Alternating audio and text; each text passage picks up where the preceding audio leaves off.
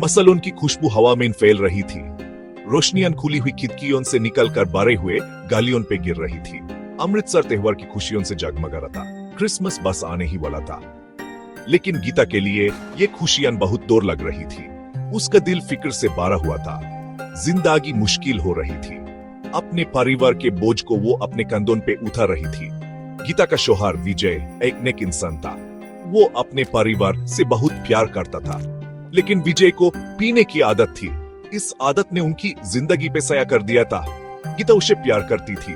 वो उसकी मदद करना चाहती थी ताकि वो वापिस रोशनी की तरफ आ सके। गीता तकन से चुप जाती थी। उसके दिन लंबे और मुश्किलों से भरे होते थे।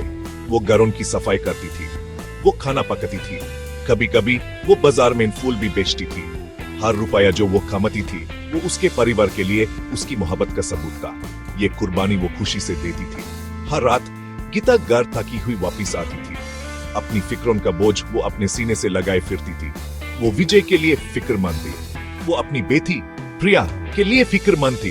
गीता उनके लिए बेहतर जिंदगी चाहती थी, एक ऐसी जिंदगी जो उम्मीद और खुशियों से भरी हो।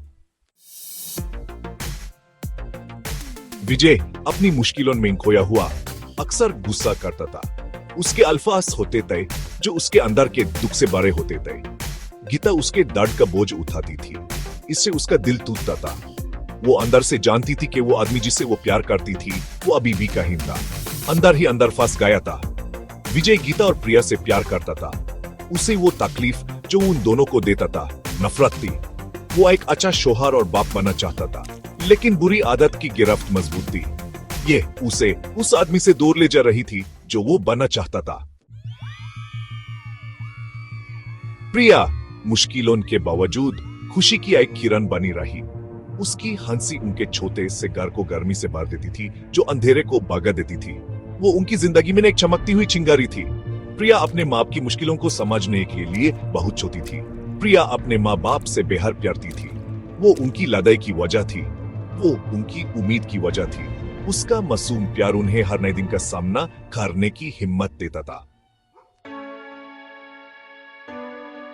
पांचवा हिस्सा, उम्मीद का मौसम।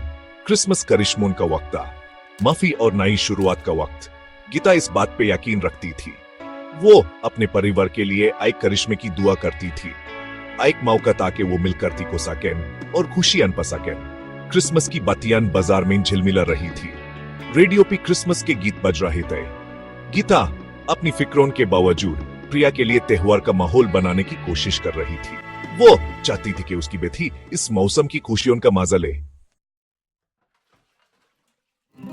एक दिन जब गीता एक घर की सफाई कर रही थी, वो मिसेस कपूर से मिली। मिसेस कपूर एक मेहरबान बुजुर्ग औरत थी। उन्होंने गीता की आंखों में उदासी देखी। उन्होंने उसके बोझ को महसूस किया। मिसेस कपूर ने गीता को गर्मजोशी से मुस्कुराहट और सुनने के लिए कान दिए। गीता ने मिसेस कपूर से अपना दिल की बात कह दी। उसने विजय के बारे में अपनी फिक्रें और उनके मुस्तकबिल की उम्मीदें बयान की। मिस कपूर ने सब्र से सुना। जब गीता खत्म हुई तो मिसेस कपूर ने उसे सिर्फ तसल्ली के अल्फाज ही नहीं बल्कि एक सहारा भी दिया। मिसेस कपूर ने गीता को एक सपोर्ट ग्रुप के बारे में बताया, एक ऐसी जगह जहां नशे से मुतासिरा परिवार मदद और शिफा पा सकते थे। गीता इस उम्मीद की किरण से लिपट गई। उसने विजय को मीटिंग में जाने के लिए मना लिया। ये एक लंबे और मुश्किल सफर की तरफ पहला कदम था। शिफा का रास्ता आसान नहीं था। रास्ते में रुकावट और मुश्किलें थी, लेकिन हर गुजरते दिन के साथ विजय मजबूत होता गया। वो गीता के अटल प्यार और सपोर्ट से हिम्मत हासिल करता रहा।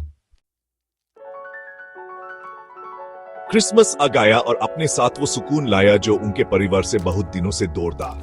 विजय बहुत दिनों बाद पहली बार सच में हाजिर था। उसने गीता और प्रिया को साफ आंखों से देखा, जो प्यार और पछतावे से भरी थी। उस क्रिसमस तोहफे मामूली थे, लेकिन वो प्यार जो उन्होंने शेयर किया वो अनमोल था। ये सबसे कीमती तोहफा था। माफी का तोहफा, दूसरा मौका का तोहफा, एक परिवार का वापस एक दूसरे के पास आने का तोहफा।